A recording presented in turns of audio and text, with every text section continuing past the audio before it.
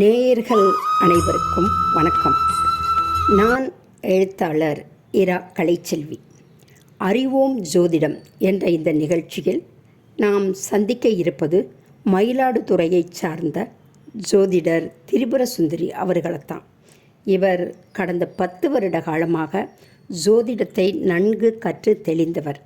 ஜோதிடம் குறித்த பல அறிவியல் பூர்வமான உண்மைகளை நமக்கு தெளிவுபடுத்த நம்மோடு இணைகிறார். வாங்க நேயர்களே, நிகழ்ச்சிக்குள்ளே போகலாம். நேயர்கள் அனைவருக்கும் வணக்கம். வணக்கம்மா. எழுத்தாளர், கவிஞர், தலைமைச் செயலகத்தின் உயர் அதிகாரி என பன்முக ஆளுமை கொண்ட உங்களுடன் இணைவதில் நானும் பெருமை கொள்கிறேன். மிக்க மகிழ்ச்சி. கடந்த நிகழ்ச்சியில் ஒருவரின் லக்ன வலிமை பற்றியும் தசா புத்தியை பற்றியும் அதன் முக்கியத்துவத்தை பற்றியும் சொன்னீங்க. இந்த நிகழ்ச்சியில் இன்னும் சில கேள்விகள். அதாவது, மகத்தில் பிறந்தால் ஜகத்தினை ஆளலாம்னு சொல்லுவாங்க. அதை பற்றி உங்களோட கருத்து என்ன? அது எந்த அளவுக்கு உண்மை? முன்னாள் முதல்வர் ஜெயலலிதா அம்மையார் கூட மக நட்சத்திரத்தில் பிறந்தாங்க. அதனால தான் அவங்க தமிழ்நாட்டை ஆண்டாங்கன்னு சொல்லுவாங்க. ஆனால் எம்ஜிஆர், கருணாநிதி அவங்களும் தமிழ்நாட்டை ஆண்டாங்க தான். அவங்கன்னா மக நட்சத்திரத்தில் பிறக்கலை. அதே சமயத்தில் பொதுவாக மக நட்சத்திரத்தில் பிறந்தவங்க எல்லாருமே ரொம்ப நல்ல நிலைமையில் இருப்பாங்களா? அதை பற்றியும் உங்களோட கருத்தை சொல்லுங்கள். மகம் ஜெகத்தை ஆளும் அப்படின்னு சொன்னது நம்ம முன்னாள் முதல்வர் ஜெயலலிதா அம்மையார் போல் யாரோ ஒரு சிலர் வலிமையான நிலையில் இருந்ததால் அதை சொல்லியிருக்காங்க. ஒரு வருஷத்தில் 12 முறை மக நட்சத்திரத்து மேலே சந்திரன் பயணிக்குது. நம்ம இந்தியாவில் மட்டும் ஒரு மக நட்சத்திர நாளன்று ஒரு ஆயிரக்கணக்கான குழந்தைகள் பிறப்பாங்க. அப்போது எல்லாருமே இந்த ஜெகத்தை ஆளும் வல்லமை படைத்தவர்களா அப்படின்னு கேட்டால் அதான் இல்லை. ஏன்னா மகம் நட்சத்திரத்தில் பிறந்தவங்க சிம்ம ராசியில் பிறந்திருப்பாங்க. ஒவ்வொரு ராசியில் பிறந்தவர்களுக்கும் அந்த ராசிப்படி தனியான ஒரு குணம் உண்டு. சிம்ம ராசியில் பிறந்தவங்க மற்றவர்களை அதிகாரம் செய்கிற உடையவர்களாக இருப்பாங்க. எல்லார்கிட்டமும் அதிகாரம் செய்வாங்க. அவங்களுக்கு எதிரில் இருக்கிறவங்க அடங்கி போகிறாங்களா? அவங்களுடைய கிரக வலிமை என்ன? அதை விட அவருக்கு நடக்கும் தசாபுக்திப்படி அதிக வல்லமை படைத்தவர்களாக இருக்காங்களா? இதெல்லாம் பார்க்கணும். மகத்தில் பிறந்தவருக்கு மற்ற கிரக நிலைகள்லாம் ஒத்துழைக்கணும். மக நட்சத்திரத்தில் போகிற அந்த சந்திரன் ஒளிநிலை அதிகமாக இருக்கணும். இந்த சந்திரனை சுப கிரகங்கள் பார்க்கணும். நான் முன்னரே சொன்னது போல் அந்த லக்னம் வலிமையாக இருக்கணும், லக்ன அதிபதி வலிமையாக இருக்கணும். இவை எல்லாமே ஒத்துழைச்சாதான் அப்போது நடக்கிற தசாபுக்தி வலிமையாக இருக்கணும். அப்போது தான் அவர் மற்ற கிரக வலிமையை பொறுத்து அவர் வீட்டை ஆள்கிறாரா, இல்லை ஒரு கிராமத்தை ஆள்கிறாரா, அல்லது ஒரு நாட்டை ஆள்கிறாரா அப்படிங்கிறத நம்ம சொல்லலாம்.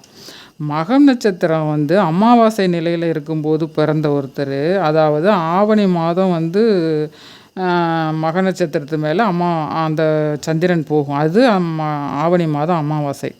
அப்போது அவரது லக்னத்தில் ஒரு இருள் கிரகம் அமர்ந்து அந்த லக்ன அதிபதியை ஒரு சனி, செவ்வாய், ராகு போன்ற இருள் கிரகங்கள் பார்த்து அவருக்கு ஆகாத தசாபக்தியில் மாட்டிக்கொண்ட ஒருத்தரை மகத்தில் பிறந்தார், இவர் ஜெகத்தை ஆழ்வார்னு எப்படி சொல்ல முடியும்? ஏன்னா இது எல்லாமே ஒரு ஒளி அமைப்பை வைத்து தான் நம்ம கணக்கிடுறோம். எத்தனையோ மக நட்சத்திரத்தில் பிறந்தவங்க மளிகை கடையில் பொட்டலம் போடுறவங்களாகவும் சேறு சகதியோடையே புரண்டு வறுமையோடையே போராடுறவங்களாகவும் இருக்காங்க. ஒருவர் பிறந்த நேரத்தில் ஒளி நிலை அமைப்பை வைத்து தான் அவர் நாட்டை ஆள்கிறாரா, மாநிலத்தை ஆள்கிறாரா, மாவட்டத்தை ஆள்கிறாரா அப்படின்றத சொல்ல முடியும். அவரது கிரக லக்ன வலிமையை பொறுத்து. இப்போ ஜெயலலிதா அம்மையார் போன்ற சில உன்னத பிறவிகள் சகலமும் பொருந்தி வரக்கூடிய ஒரு கிரக நிலையில் பிறந்திருப்பாங்க. அதனால் நாட்டை ஆழ்வார்கள் அப்படின்னு சொல்லலாம். இப்போ இந்த ஸ்க்ரீனில் தெரிகிற இந்த ஜாதகத்தை பாருங்கள். ஒன்று முன்னாள் முதல்வர் ஜெயலலிதா அம்மையாருடையது. ஒன்று அவர் பிறந்த அதே நாளில் அதே ஊரில் 2 மணி நேர வித்தியாசத்தில் பிறந்த இன்று வரைக்கும் ஒரு நர்ஸ் வேலை பார்க்கக்கூடிய ஒரு பெண்ணுடையது. அம்மையார் பிறந்த அதே நாளில் பிறந்தாலும் லக்னம் அப்படிங்கிற அந்த 2 மணி நேர வித்தியாசத்தில் எல்லாமே மாறி போயிடுது. மகத்தில் பிறந்தால் மட்டும் ஜெகத்தை ஆளவில்லை. பல தலைவர்களும் வேறு வேறு நட்சத்திரத்தில் பிறந்திருந்தாலும் மற்ற கிரகங்களுக்கு, லக்னங்களுக்கு, லக்னாதிபதிக்கு நடக்கும் தசாபுக்திக்கு கிடைக்கும் சுப ஒளிநிலையை கொண்டு தான் அவர் நாட்டை ஆண்டு கொண்டிருக்கிறார். ஜோதிடம் அப்படிங்கிறது ஒளியை கொண்டு தான் கணக்கிடப்படுகிறது.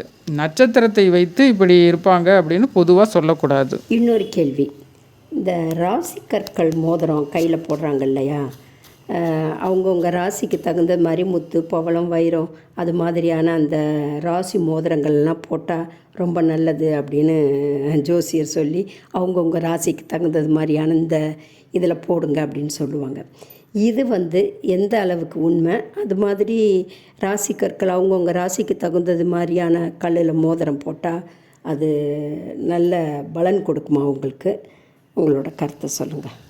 நீர்நிலைகளை நோக்கி, பசுமையான மரங்களை நோக்கி மின்னல் தாக்கும், இடி விழும் அப்படிங்கிறது எப்படி ஒரு பொதுவான நம்மளால் ஏற்றுக்கொள்ளக்கூடிய ஒரு விதியோ, அதே போல தான் இந்த ஒரு குறிப்பிட்ட கிரகத்தோட தாக்கம் ஒரு சில குறிப்பிட்ட கற்களில் இருக்கிறது அப்படின்னு சொல்லி சில கற்களை அதன் காரகமாக பிரித்து வச்சுருக்காங்க.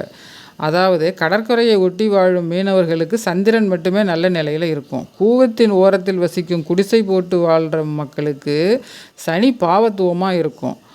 கோர்ட்டுக்குள்ளார போகிற வழக்கறிஞர்களுக்கு சனி நல்ல நிலையில் இருக்கும். போலீஸ் ஸ்டேஷனில் இருக்கிற போலீஸுக்கு செவ்வாய் நல்ல நிலையில் இருக்கும். இந்த கான்செப்ட் படி தான் ராசி கற்களை இந்த கிரகத்தாக்கம் இந்த கல்லில் உள்ளது அப்படின்னு பிரித்து வச்சுருக்காங்க. ஆனால் அந்த கிரக திசை நடக்கும்போது, உதாரணமாக ஒரு 7 வருடம் ஒரு செவ்வாய் திசை நடக்கும்போது, அந்த செவ்வாய் ஜாதகருக்கு நல்ல பலனை தரப்போகிறதா இல்லை கெட்டவைகளை தரப்போகிறதா அப்படின்னு தெரியாமல் உனக்கு செவ்வாய் திசை நடக்குது, இந்தாங்க பவளத்தை போட்டுக்குங்க அப்படின்னு சொல்லக்கூடாது. நகைக்கடைகள்லாம் இப்படி தான் சொல்கிறாங்க.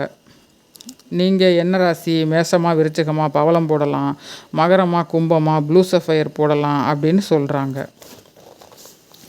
சனி என்ற ஒரு தனி மனிதனோடு நீங்கள் ஒரு 19 வருஷம் வாழ போகிறீங்க, இது இப்போ வாழ்ந்து தான் ஆகணும் அப்படின்னு ஒரு கற்பனை செஞ்சு பாருங்கள். அப்போது என்ன நடக்கும்? அவர் உங்கள் நண்பனாக இருந்தால், திருடனாக இருந்தால் கூட திருடின பொருள்கள்லாம் கெட்ட வழியில் கொண்டு வந்தாலும் அந்த பொருளை உங்கள்கிட்ட கொடுக்கறதுக்கான வாய்ப்பு உண்டு. அவர் உங்கள் எதிரியாக இருக்கார் அப்படின்னா உங்களோட 19 வருஷம் வசிப்பார். அப்படிங்கிறப்ப நீங்கள் எப்போவுமே பயந்துக்கிட்டே இருக்கணும்.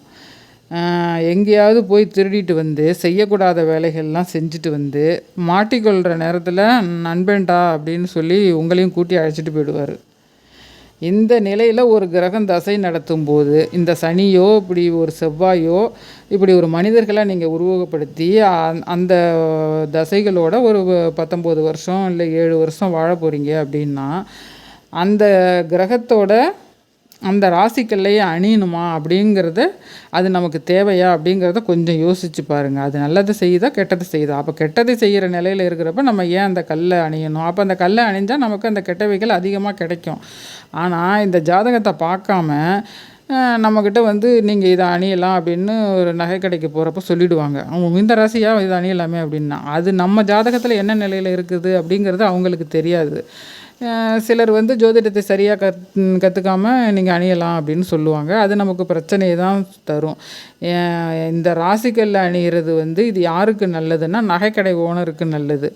என்ன ராசிகள் போட்டாலும் போடலைனாலும் ஒருவர் ஜாதகப்படி தசை புக்திப்படி நமக்கு நடக்க வேண்டிய நல்லவைகளோ அல்லது கெட்டவைகளோ கரெக்டாக நடந்துக்கிட்டு தான் இருக்குது.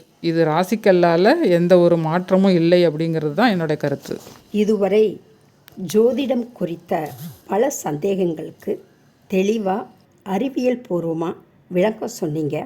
இன்னும் சில சுவாரஸ்யமான கேள்விகளோடு அடுத்த நிகழ்வில் சந்திக்கலாம். நன்றி, வணக்கம். நேயர்கள் அனைவருக்கும் நன்றி, வணக்கம்.